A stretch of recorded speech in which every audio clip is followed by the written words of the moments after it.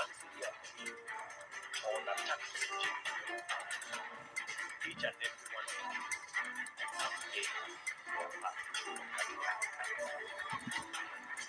We cannot continue to operate in a state where those in power exempt themselves from paying taxes using all manner of instruments, while those who do not have as much power to pay taxes.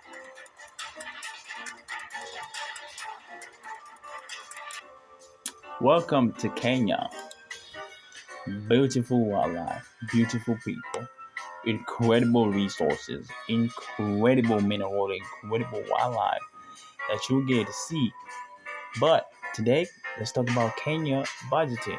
Right? Incredible matatu culture, incredible people, beautiful women, beautiful ladies. Okay. Remember, this is just educational purpose. Let's have fun with this, brothers and sisters. Let's go. Kenya, we have a lot of minerals. We have gold, we have gemstone, we have limestone, we have titanium, we have even uranium. We have listen, watch this. We have even gold, we have salt, we have soda ash, we have fossil fuel. Listen, we also have gold, tanzanite. Oh no, sorry, no tanzanite is for some other people, but we have saprolite, right? We have a lot of minerals. But when we're growing, when I was in school, we were told that Kenya has zero minerals. But this is the discussion for another day. It was meant for that way for the British to continue loot and explore. But with time, we get to know about Kenya, who we are as a country and who we are as a nation, right? So this is Kenya right here. This is the flag of Kenya, right? Incredible people, incredible women, incredible natural resources that we were given underneath the dirt by God. Okay, the capital city is Nairobi, and currently we have a population of like 52 million, so to speak, in the mid 2024, and we have a gross domestic product of 2025 reaching, watch this, watch this, $113 billion, right? By the end of 2025. But this is according to Trade Economics Micro, right? But check this out. The GDP in Kenya was worth 108 billion in 23, according to official data from the World Bank. The GDP per capita is 1,000, let's say less than $2,000 per capita, which is essentially great.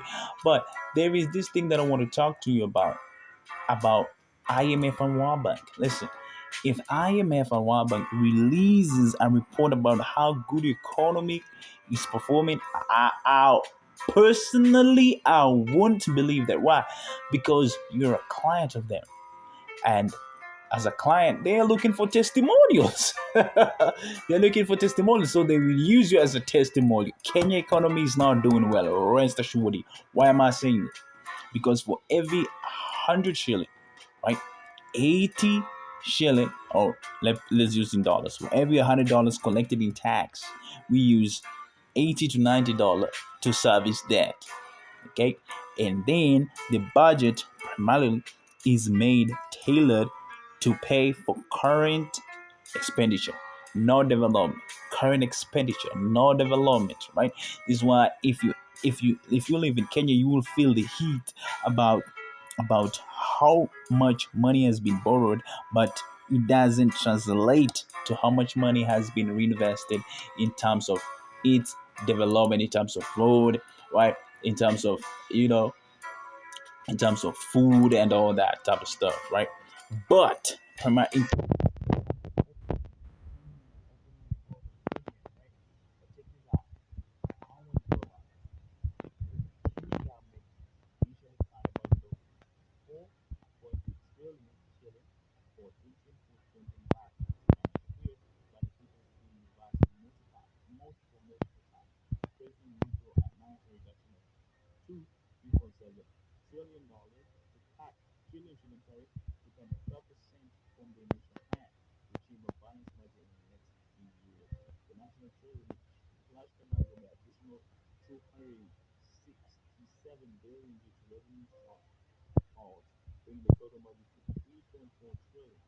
Listen, we don't need all these trillions to finance.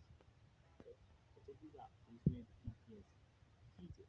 The budget deficit is projected to decrease from 785 billion in the current financial year to 703 billion shillings in 2025 financial year. The deficit will be financed through domestic borrowing and external borrowing. But they say they will borrow more money from domestic as compared to foreign borrowing, right? They will borrow 377 billion and they will borrow 326 billion in external finance, especially from IMF and the World Bank, the majority IMF, I believe. However, the actual deficit is now projected to be 514 billion after the recent budget cuts. The budget cut include allocation to counties. The national government projected allocation to be being 2.5 trillion shillings and additional 54.72 billion for the county for the government of Kenya and development partners. We need to know about the development partners. The budget focuses on providing solution to high cost of living, alleviating economic recovery, and undertaking a growth friendly fiscal consolidation to prevent the country debt stability. But we need to know, hey, listen, we need to have accountability on how much debt we have and how much debt has been used to finance development, because the Kenya constitution is very clearly, if you borrow, you must borrow for one thing and one thing only, and that is development. Either you borrow internally or externally, that borrowing must be for development purpose, right? The government projects total revenue inclusive of grants for 2025 financial year to increase by 15.2% to 34 to 3.4 trillion from 2.9 trillion in 2023-2024 financial year. But I want to know how this this um how many coins will be used in each each allocation. I want to know how many of these 3.4 trillion will be used. This is the current president. His name is His Excellency Ruto. And Ruto has been very, very darling of IMF, basically. Very darling of IMF. William Ruto has engaged in several discussions with the International Monetary Fund regarding economic reforms and loan disbursement.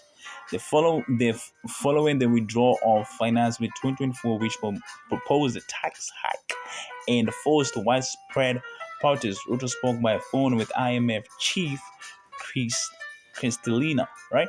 The phone call came after Ruto pulled the bid in response to protests that resulted in way more they say at least is actually way more than 60 deaths according to government funded human rights organizations. I mean, it's way more than 60 people that died. IMF has been pushing for policy reforms agreed upon its lending program worth $3.6 billion. However, the withdrawal of the finance bill has led to concern about Kenya's ability to meet key programs targets. Major donor agreed that IMF should show flexibility on program targets. Kenya works to fill the gap caused by the bill withdrawal. Ruto has pledged to include austerity measures, right, in supplementary budget that also suggests that the government will need to significantly increase borrowing in the 2024 to 2025 fiscal year. The IMF emphasized the need for new tax policy to unlock billions of dollars in loans and urges the Kenyan authorities to develop policies and reform necessary to navigate the evolving economic landscape. Okay.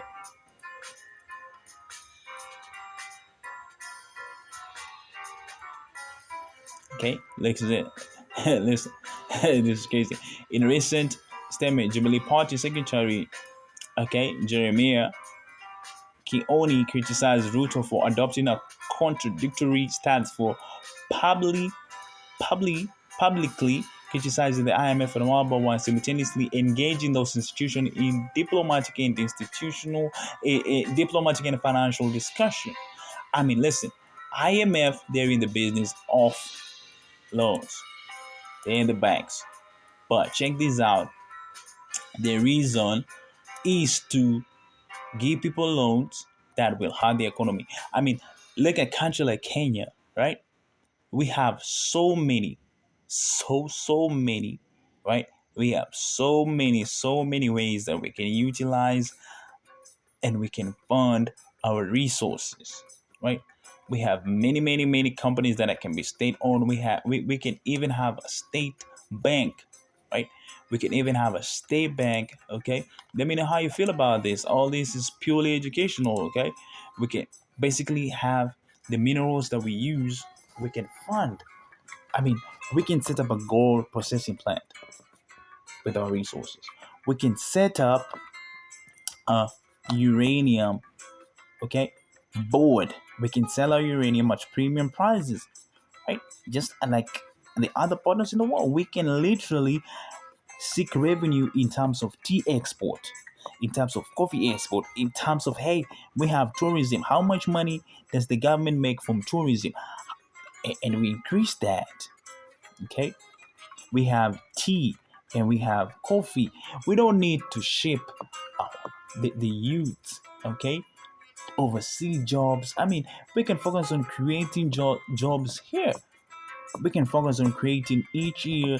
Let's say we create 4 million jobs, okay, indirectly, or maybe 50,000 jobs directly and 4 million jobs indirectly, or maybe 400,000 jobs created in Kenya, okay, directly, and 4 million jobs indirectly. And this man he is now in the best shape or form to shape this country. Why? Because he's the president. Check this out. And if he doesn't do anything come election 2027, he'll be kicked out. And I believe, hey, listen, Ruto, hey, listen, President Ruto, you have 2025, 2026 to shape things so that come to the ground 2025, 2027, people will have more trust and confidence in you, Mr. President. So here's the deal. I want you, instead of saying taxes, every Kenyan should pay their own fair of taxes, because they do, you must seek other revenue sources aside from taxes. It's from tea, from coffee, from gold, from uranium, from titanium, from soda, from tourism, right? You look about the things that we import and you say, hey, we don't need to import all of this much. I do believe we can plant soybeans, we can plant, we can grow our own rice, we can we can have more sovereignty when it comes to our farming, and we kicked out the things that we import from the west, the things that we import from the east, right?